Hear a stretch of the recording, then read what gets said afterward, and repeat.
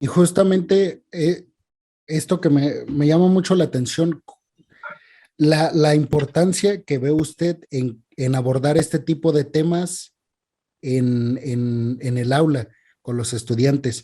¿De qué manera usted hace esta concientización del migrante?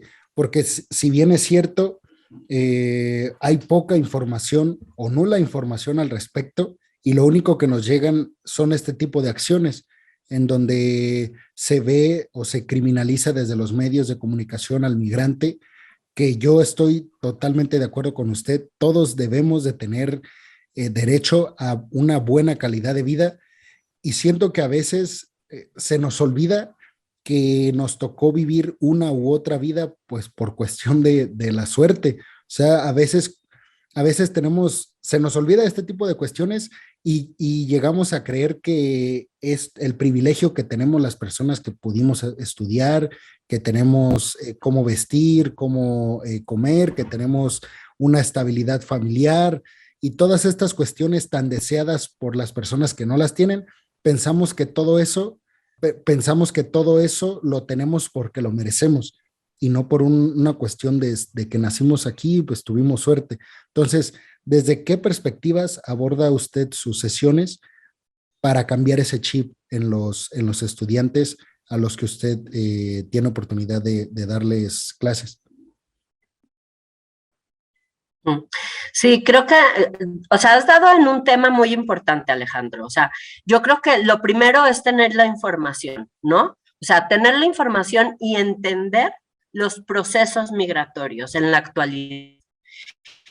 Y entonces, conforme tú tienes información y entiendes la realidad, conoces lo que está pasando aquí mismo en tu país, pero en otros países, ¿no? Y entonces, cómo el número de personas que salen por una necesidad de hambre, de trabajo, de violencia política, y vas conociendo las diferentes regiones del mundo, vas entendiendo que no hay, bueno, vas entendiendo la necesidad, ¿no? Y vas entendiendo que no es posible que podamos cerrar las puertas de los estados porque los estados quieren controlar, ¿no? Entonces, eso tiene que ver mucho con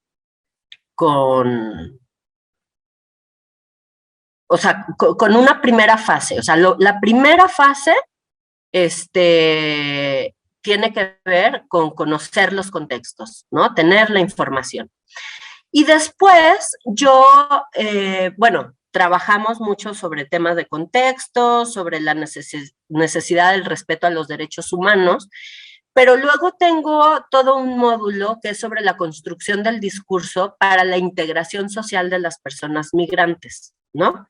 Y ahí, bueno, obviamente lo abarcamos desde la parte teórica sobre los modelos que existen de integración, que tiene que ver con gestión política completamente, y cómo hay políticas que realmente quieren integrar a las personas de una manera eh, donde, donde aceptan la diversidad y otras donde no aceptan la diversidad, ¿no? Porque pues obviamente hay que entender que vienen de contextos diferentes. Sí, o sea, lo que a mí me queda claro es que lo primero que se tiene que trabajar es sobre el conocimiento del contexto, ¿no? Para entender las causas, para poder entender qué es lo que está pasando en los países de origen y saber por qué hay gente que está saliendo y qué está pasando en el mundo, ¿no? Y entonces, a partir de eso, yo llego a, o sea, a mí me parece que hay una necesidad en poder abarcar el tema de la construcción de discursos para una integración social de las personas que llegan, ¿no? A cualquier sociedad. Y entonces, yo ahí trabajo teóricamente desde modelos de integración y de gestión política, en donde hay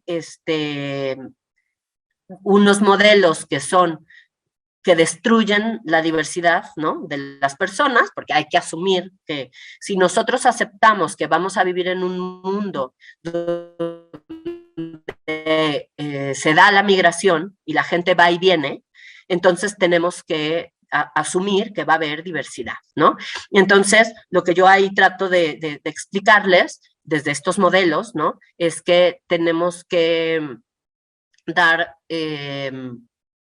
bueno, explicarles, ¿no? Lo que crean este tipo de gestiones migratorias, donde tenemos políticas que destruyen la diversidad, que no incorporan la diversidad para poder crear algo nuevo. Entonces, lo que dicen es que rechazan al extranjero, que se va a priorizar siempre la ciudadanía, y esto hace que no se reconocen a los otros con sus diferencias, y esto crea políticas que segregan, ¿no? Y entonces por eso caemos en discursos xenófobos, marginalización, discriminación del Estado, de las instituciones. Entonces, aquí un poco es también llegar a decir que hay otros modelos de gestión migratoria que sí están más pensados para integrar a las personas aceptando las diferencias culturales, ¿no? Y que estas diferencias aportan a las sociedades de llegada. Y entonces, con toda la explicación teórica, ¿no? De estos modelos, entonces a mí me gusta decir, bueno, ¿cómo podemos plantear una integración ideal? ¿No? Donde se dé un proceso que sea de adaptación de las personas que llegan, pero también de la sociedad que acoge, ¿no? Esto va a implicar, obviamente, precisar cuáles, pues los derechos y las obligaciones de las personas y de las personas migrantes y de la sociedad que acoge.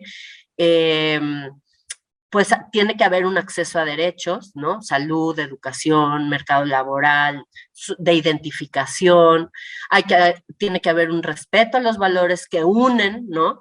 Para poder hacer comunidad, hacer ciudades donde creamos, ¿no? Que son nuestras comunidades, o sea, donde nos vamos a desarrollar. Y esto lo tenemos que pensar desde una inclusión donde va a haber una participación de todos en la economía, en lo social, en la política, en la vida cultural.